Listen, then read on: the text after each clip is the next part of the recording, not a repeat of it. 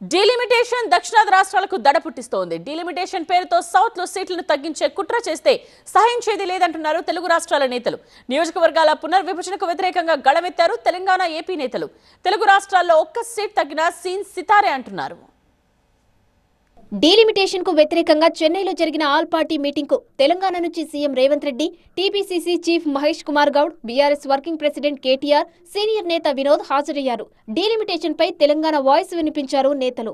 లోక్సభ స్థానాల డీలిమిటేషన్ ను వ్యతిరేకిస్తున్నట్టు ప్రకటించారు తెలంగాణ ముఖ్యమంత్రి రేవంత్ రెడ్డి. దేశాన్ని యూనిట్ గా తీసుకుంటే నార్త్ డామినేషన్ పెరిగిపోతుందన్నారు.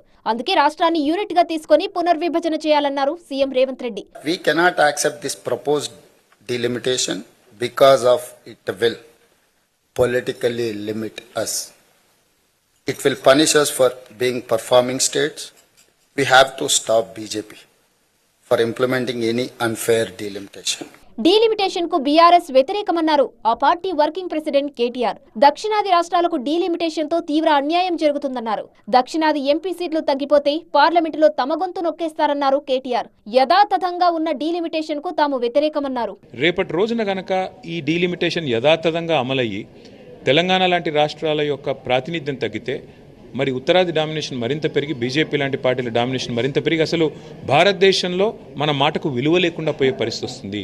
నిధుల విషయంలో కానీ రాజ్యాంగపరమైన హక్కుల విషయంలో కానీ రేపటి రోజున మన భారతదేశంలో ఏం జరగాలి అనే విషయంలో కూడా మన గొంతు కూడా రేపు అవకాశం ఉండదు. అందుకే యథాతథంగా ప్రస్తుతం ఉన్న డీలిమిటేషన్ మేము వ్యతిరేకిస్తున్నాం.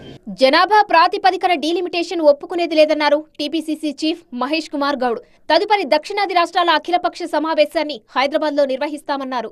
తదుపరి మీటింగ్ హైదరాబాద్ లో ఒక గొప్ప మ్యాసివ్ బహిరంగ సభ జరిపి కేంద్రంలో ఉన్నటువంటి బీజేపీ ప్రభుత్వానికి కనువిప్పు కలిగే విధంగా దక్షిణాది రాష్ట్రాల్లో జరుగుతున్న అన్యాయాన్ని వెలికి తీసి వారి కన్నులు ఓపెన్ చేసి వారికి చెప్పే విధంగా గొప్ప బహిరంగ సభని హైదరాబాద్ లో నిర్వహించబోతా ఉన్నాం. డీలిమిటేషన్ పై ప్రధానికి లేఖ రాశారు వైసీపీ అధినేత జగన్. 2026లో జరిగే డీలిమిటేషన్ ఆందోళనకు గురి చేస్తుందన్నారు.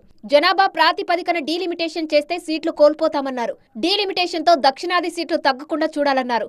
లోక్సభ, రాజ్యసభలో ఏ రాష్ట్రానికి ప్రాతినిధ్యం తగ్గకుండా నియోజకవర్గాల పునర్విభజన జరగాలన్నారు జగన్.